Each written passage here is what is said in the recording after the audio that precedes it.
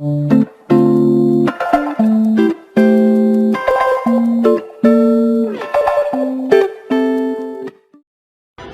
boa tarde. Essa é a nossa sala temática sobre festa junina, que tem como tema Xaxá. E aqui é a nossa lembrancinha.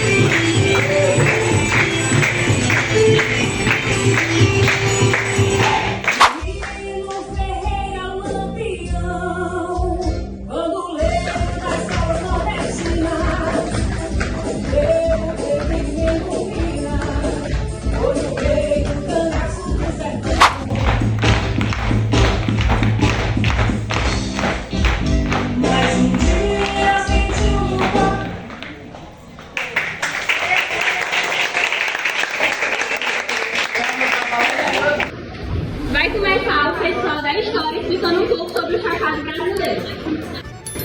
Cangaço foi dois homens rebeldes que eram contra a lei e que ameaçavam autoridades rurais. Isso aconteceu no Nordeste do Brasil, no final do século XIX e no começo do século XX. Vou falar um pouco sobre a economia social. A economia social nos tempos cangaços era muito precária, pois eles viviam de acordo com as fazendas. Naquele tempo existiam os coronéis, onde tomavam as fazendas e faziam com que os cangaceiros ficassem no ambiente precário. Já a geografia do sertão nordestino e o seu clima seminário também influenciou muitos mitos do cangaço. Suas longas secas e sua infraestrutura dificultavam a vida dos sertanejos, fazendo com que eles procurassem justamente o banditismo como uma forma de sobrevivência e muitas vezes de vingança contra as injustiças no qual sofreram. Os primeiros cangaceiros surgiram no final do século XIX, grupos liderados por Josuíno Brilhante, que é considerado um dos primeiros cangaceiros, já mostrava características do movimento que se consolidaria nas décadas seguintes. Esses bandos atuavam principalmente como uma forma de resistência contra a opressão dos coronéis da polícia local. O cangaço ganhou notoriedade nacional com a ascensão de Vitorino Ferreira da Silva, mais conhecido como Lampião, no início do século XX. Ele se tornou o líder mais famoso e mais temido do cangaço, por causa da sua brutalidade e também por causa da sua justiça militar. Sob os seus comandos, os cangaceiros eles fizeram ataques ousados em fazendas, vilas e também cidades. Eles desafiavam as autoridades e, com isso, ele ganhava o respeito de certos povos, porque eles viam neles uma forma de se rebelar contra a injustiça. O cangaço tinha vários bandos que eram formados por chefes e líderes. Os chefes eram muito carismáticos e espertos e estratégicos. Então, na hora do combate, eles conseguiam usar o terreno ao seu dispor. Os cangaços tinham sua vida estilo de roupa, como chapéus feitos de couro e armas em seu cinturão, para que eles viessem demonstrar apoderamento e para defender a sua causa.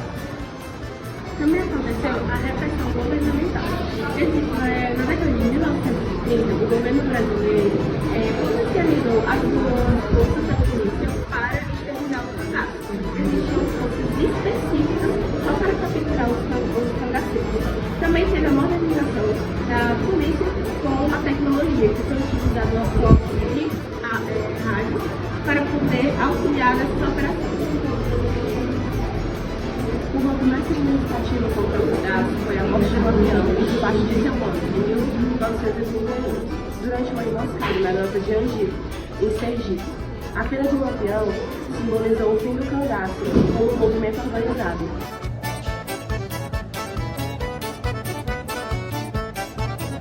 O munguzá, mais conhecido como chá de burro, é um prato tradicional aqui do Nordeste brasileiro, tendo suas origens afro-brasileiras. Existem dois tipos de munguzá, o doce e o salgado. O doce consiste em milho verde cozido com leite de coco, leite, açúcar, cravo e canela opcional. O salgado, milho verde cozido com carne de porco, linguiça, cebola, alho e temperos também opcional. Bom, vou falar sobre o pé de moleque. O pé de moleque é um prato tradicional aqui do Nordeste, onde ele contém amendoim, né, feito com rapadura ou com açúcar mascavo. Aqui a gente saboreia muito ele nas festas juninas, principalmente, e todo mundo adora. Agora eu vou falar sobre o cuscuz. O cuscuz surgiu no século XIII pelo livro de receitas de Magreb e Andaluzia, na era dos almohades, de autor desconhecido. O termo cuscuz surgiu do barulho que a cuscuzeira faz quando está cozinhando. O barulho que faz é cuscuz.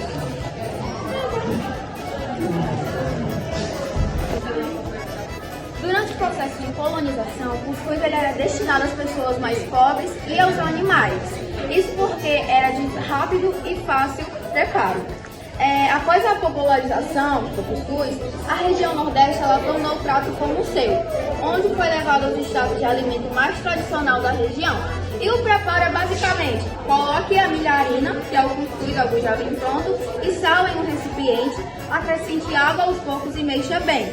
Após a mistura, coloque tudo em a cuscuzeira e leve ao fogo. Quando a água da cuscuzeira começar a ferver, coloque em fogo baixo e deixe no vapor por 5 minutos. Siga do modo que desejar. Muitas pessoas fazem o cuscuz recheado. Lá em casa, na minha família, a gente deixa dentro da cuscuzeira e vai tirando só o que a gente vai na hora comer. Bom, o bolo de milho, ele é bem famoso aqui no Brasil, né? Ele é o milho praticamente um lanche misturado do milho, que vem do milho. No caso do milho, tem muitas vezes também que usam a casca do milho no bolo. Os ingredientes são mais como o milho, né? O milho e a farinha e tal. O bolo de milho, ele é consequente à origem dos povos indígenas e os portugueses, que misturaram suas tradições, surgindo assim o bolo de milho e com várias tradições diferentes e bem, de origem indígena, o milho significa sustento da vida. E isso faz sentido porque muitos povos daquela época sustentavam só com essa comida, que no caso é o bolo de milho, que eles tinham as plantações de milho e tal.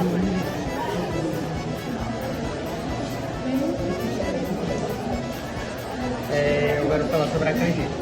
A canjica é um prato cuja popularidade se estende por várias regiões do Brasil.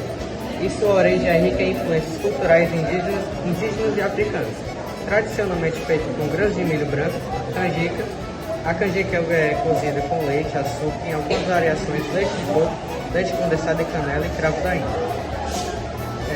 A origem do nome canjica vem do quimbu, uma língua africana falada pelos povos Bantu, refletindo a herança africana na culinária brasileira. Esse prato é especialmente popular durante as festas juninas, que celebram São João e outras festas do mês de junho. As festividades juninas são marcadas por danças, fogueiras e comidas típicas. Entre elas, a canjica, que é um dos pratos mais queridos dessa fase, festa junina. A preparação e os ingredientes da canjica podem variar conforme a região do Brasil, resultando em diferentes versões da receita que mantém a essência do prato, mas que adapta seus sabores aos gostos locais.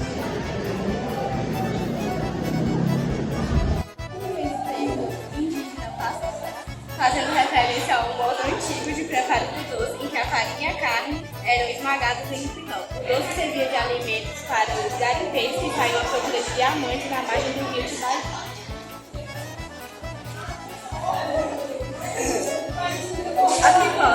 Estima-se que a pipoca. Estima-se que o alimento começou a ser cultivado no México, aproximadamente 9.000 anos atrás. Se essa teoria estiver certa, e existem provas arqueológicas, nesse sentido a pipoca mesmo teria surgido por volta de 3.000 anos antes de Cristo.